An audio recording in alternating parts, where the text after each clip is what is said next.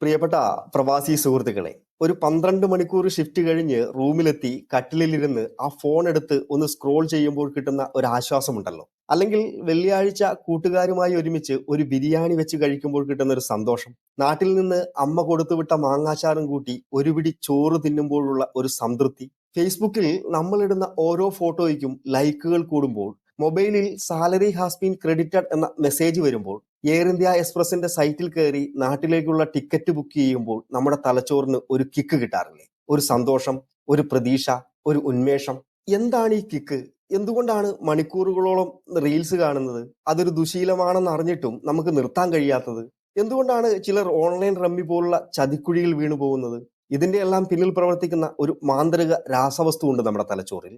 അതിന്റെ പേരാണ് ഡോപ്പോമിൻ. പലരും ഇതിനെ സന്തോഷത്തിന്റെ ഹോർമോൺ എന്നാണ് വിളിക്കാറ്. പക്ഷേ ഞാൻ പറയട്ടെ, അത് അതിനേക്കാൾ സങ്കീർണവും ഒരുപക്ഷെ അല്പം അപകടം പിടിച്ചതുമാണ്. ഈ ഡോപ്പോമിൻ സന്തോഷം തരുന്നതിനേക്കാൾ സന്തോഷം കിട്ടാൻ പോകുന്നു എന്ന ഒരു പ്രതീക്ഷയാണ് തരുന്നത്. ഇന്ന് നമ്മുടെ തീരുമാനങ്ങളെ, ദുശീലങ്ങളെ, എന്തിന് നമ്മുടെ പ്രവാസ ജീവിതത്തിലെ ഓരോ ദിവസത്തെയും നിയന്ത്രിക്കുന്നത് ഈ ഡോപ്പോമിനാണ്. ഈ വീഡിയോ കഴിയുമ്പോൾ നിങ്ങൾക്ക് എന്തിനാണ് മണിക്കൂറുകളോളം നമ്മൾ ഫോണിൽ സമയം കളയുന്നതെന്നും അതിൽ നിന്ന് എങ്ങനെ രക്ഷപ്പെടാമെന്നും നിങ്ങൾക്ക് വ്യക്തമായിട്ടുള്ള ഒരു ധാരണ കിട്ടും. ഈ ഡോപ്പോമിൻ തലച്ചോറിലെ ഒരു ന്യൂറോ ട്രാൻസ്മിറ്റർ ആണ്.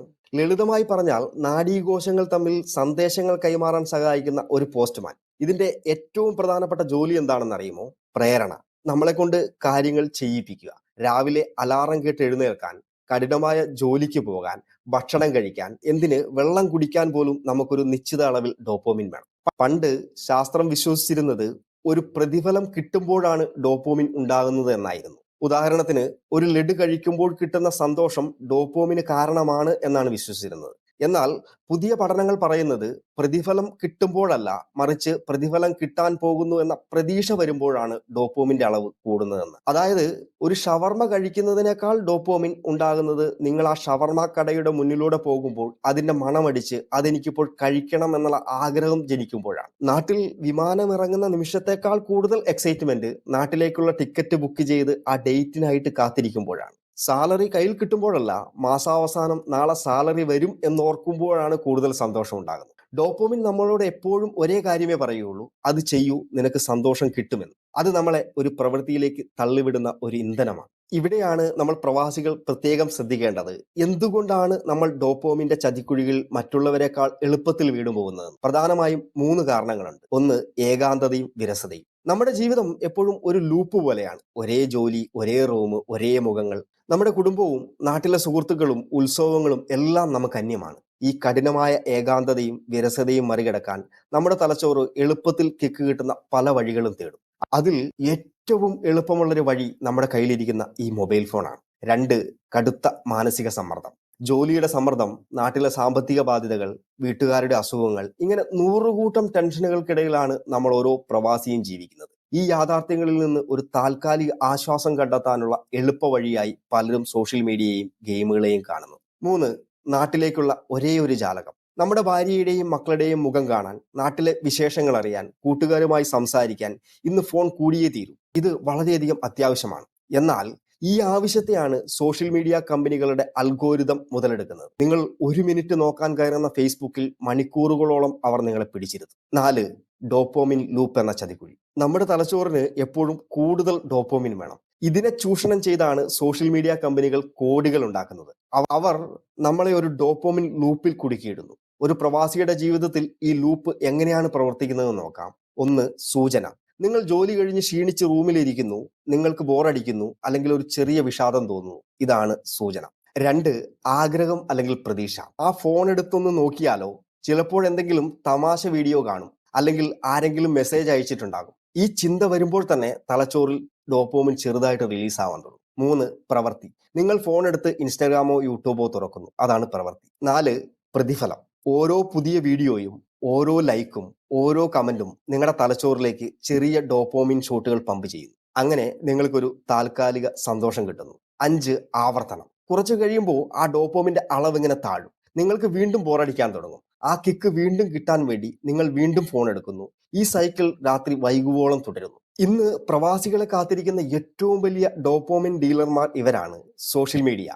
ഓരോ നോട്ടിഫിക്കേഷനുകളും ഓരോ ഡോപ്പോമിൻ ഹിറ്റുകളാണ്. ഓൺലൈൻ ഗെയിമുകൾ, ഓരോ വിജയവും ഓരോ പോയിന്റും നിങ്ങളുടെ ഡോപ്പോമിൻ ലെവൽ കൂട്ടും. മധുരമുള്ള ഭക്ഷണങ്ങളും എനർജി ഡ്രിങ്കുകളും ഈ പഞ്ചസാര നേരിട്ട് നമ്മുടെ ഡോപ്പോമിൻ സിസ്റ്റത്തെ ഉത്തേജിപ്പിക്കുന്നു. പോണോഗ്രാഫി ഇത് ഡോപ്പോമിൻ സിസ്റ്റത്തെ ഹൈജാക്ക് ചെയ്യുന്ന ഏറ്റവും അപകടകരമായ ഒന്നാണ്. ലഹരി വസ്തുക്കൾ അതിനെക്കുറിച്ച് പറയുകയേ വേണ്ട. ഇങ്ങനെ എപ്പോഴും എളുപ്പത്തിൽ ഉയർന്ന അളവിൽ ഡോപ്പോമിൻ കിട്ടുമ്പോൾ എന്ത് സംഭവിക്കും?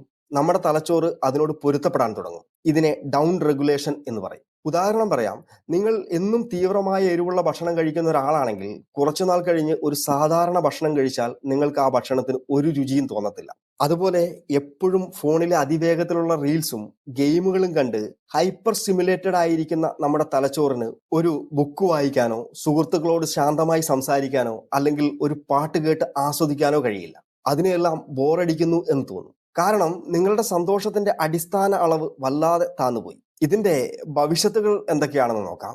ഒന്ന്, എപ്പോഴും ബോറടിക്കുന്നതായി തോന്നും. നിങ്ങൾക്ക് ഒന്നും ചെയ്യാൻ മൂടില്ലാത്തൊരവസ്ഥ വരും. 2, ശ്രദ്ധയില്ലായ്മയുണ്ടാവും. ജോലിയിൽ നിങ്ങൾക്ക് ശ്രദ്ധ കേന്ദ്രീകരിക്കാൻ പറ്റാതെ വരും. 3, പ്രചോദനമില്ലായ്മ.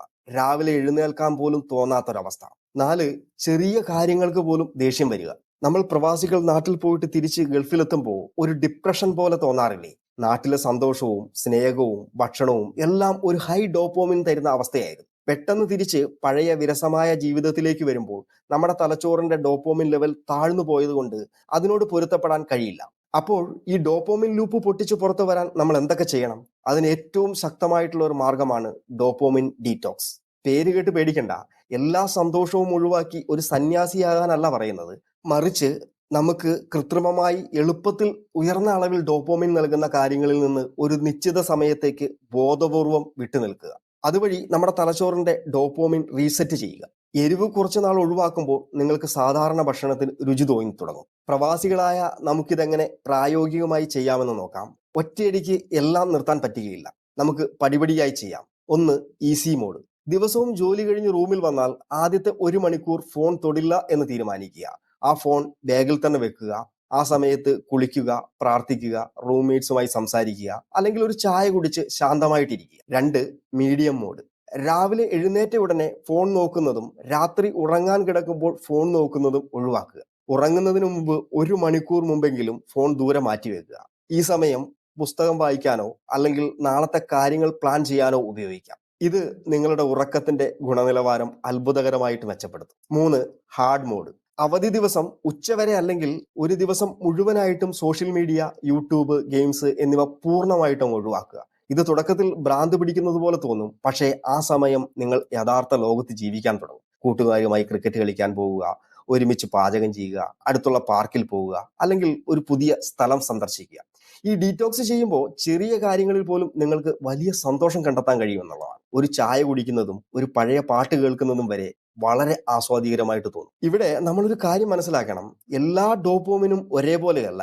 നമുക്ക് ഡോപ്പോമിനെ 2ആയിട്ട് തിരിക്കാം. വില കുറഞ്ഞ അല്ലെങ്കിൽ ചീത്ത ഡോപ്പോമിൻ. ഇവ എളുപ്പത്തിൽ ഒരു പ്രയത്നവുമില്ലാതെ ഉയർന്ന അളവിൽ കിക്ക് തരുന്നവയാണ്. പക്ഷേ അത് കഴിഞ്ഞാൽ ഒരു ശൂന്യതയായിരിക്കും ഫലം. ഉദാഹരണത്തിന് സോഷ്യൽ മീഡിയയിലെ സ്ക്രോളിംഗ്, ഓൺലൈൻ ചൂതാട്ടം, പോണോഗ്രാഫി, ജങ്ക് ഫുഡ്, ലഹരി എന്നിവയൊക്കെ. 2, ആരോഗ്യപരമായ നല്ല ഡോപ്പോമിൻ. ഇവ ലഭിക്കാൻ കുറച്ച് പ്രയത്നം ആവശ്യമാണ്. പ്രതിഫലം പതുക്കെയായിരിക്കും കിട്ടുക. പക്ഷേ അത് നിങ്ങൾക്ക് ദീർഘകാലത്തേക്ക് സംതൃപ്തിയും ആത്മവിശ്വാസവും നൽകും. ഉദാഹരണത്തിന് വ്യായാമം പൂർത്തിയാക്കുമ്പോൾ കിട്ടുന്ന ഒരു സന്തോഷം, പുതിയ സ്കിൽ പഠിച്ചെടുക്കുമ്പോൾ കിട്ടുന്ന ഒരു അഭിമാനം, മാസാവസാനം ഒരു നിശ്ചിത തുക സേവ് ചെയ്യുമ്പോൾ കിട്ടുന്ന ഒരു സംതൃപ്തി, ഒരു ബുദ്ധിമുട്ടുള്ള ജോലി കൃത്യസമയത്ത് തീർക്കുമ്പോൾ ബോസിന്റെ കയ്യിൽ നിന്ന് കിട്ടുന്ന അഭിനന്ദനം. അപ്പോ നമ്മുടെ ലക്ഷ്യം ഡോപ്പോമിനെ ഇല്ലാതാക്കുകയല്ല, മറിച്ച് ചീത്ത ഡോപ്പോമിന്റെ സ്രോതസ്സുകളിൽ നിന്നും മാറി നല്ല ഡോപ്പോമിന്റെ സ്രോതസ്സുകളിലേക്ക് നമ്മുടെ ജീവിതത്തെ മാറ്റിയെടുക്കുക എന്നുള്ളതാണ്. സുഹൃത്തുക്കളെ, ഓർക്കുക, ഈ ഡോപ്പോമിൻ നമ്മുടെ ശത്രുവല്ല, നമ്മുടെ നിലനിൽപ്പിന് അത്യാവശ്യമായിട്ടുള്ള ഒരു സുഹൃത്താണ്. പ്രശ്നം വരുന്നത് നമ്മൾ അതിന്റെ നിയന്ത്രണം മൊബൈൽ ഫോണിന്റെ അൽഗോരിതത്തിനും ഓൺലൈൻ ഗെയിമിന്റെ കമ്പനികൾക്കും വിട്ടുകൊടുക്കുമ്പോഴാണ്. ഈ മരുഭൂമിയിൽ നിങ്ങൾ കഷ്ടപ്പെട്ടുണ്ടാക്കുന്ന പണം മാത്രമല്ല, നിങ്ങളുടെ സമയവും ശ്രദ്ധയും മാനസികാരോഗ്യവും വളരെ വിലപ്പെട്ടതാണ്. അതിന്റെ കടിഞ്ഞാൺ മറ്റാരുടെയും കയ്യിൽ കൊടുക്കരുത്. ഡോപ്പോമിൻ നിങ്ങളെ നിയന്ത്രിക്കുന്നതിന് പകരം ഡോപ്പോമിനെ നിങ്ങൾക്ക് നിയന്ത്രിക്കാൻ കഴിയണം. ഈ വീഡിയോയിൽ പറഞ്ഞ ഡോപ്പോമിൻ ഡീറ്റോക്സ് ടെക്നിക്കുകളിൽ ഏതെങ്കിലും ഒന്ന് ഇന്ന് രാത്രി മുതൽ നിങ്ങൾ പരീക്ഷിക്കാൻ തുടങ്ങുക. ഒരു ചെറിയ മാറ്റം നിങ്ങളുടെ പ്രവാസ ജീവിതത്തിൽ വളരെ വലിയ അത്ഭുതങ്ങൾ സൃഷ്ടിക്കും. നിങ്ങളുടെ ജീവിതത്തിൽ നിന്ന് ഒഴിവാക്കാൻ ആഗ്രഹിക്കുന്ന ഏറ്റവും വലിയ ഒരു ചീത്ത ഡോപ്പോമിൻ ശീലം ഏതാണ്? താഴെ ഒന്ന് കമന്റ് ചെയ്യും. അതേപോലെ ഈ വീഡിയോ ഇഷ്ടപ്പെട്ടെങ്കിൽ മറ്റുള്ള നിങ്ങളുടെ പ്രവാസി സുഹൃത്തുക്കൾക്ക് ഷെയർ ചെയ്യുക.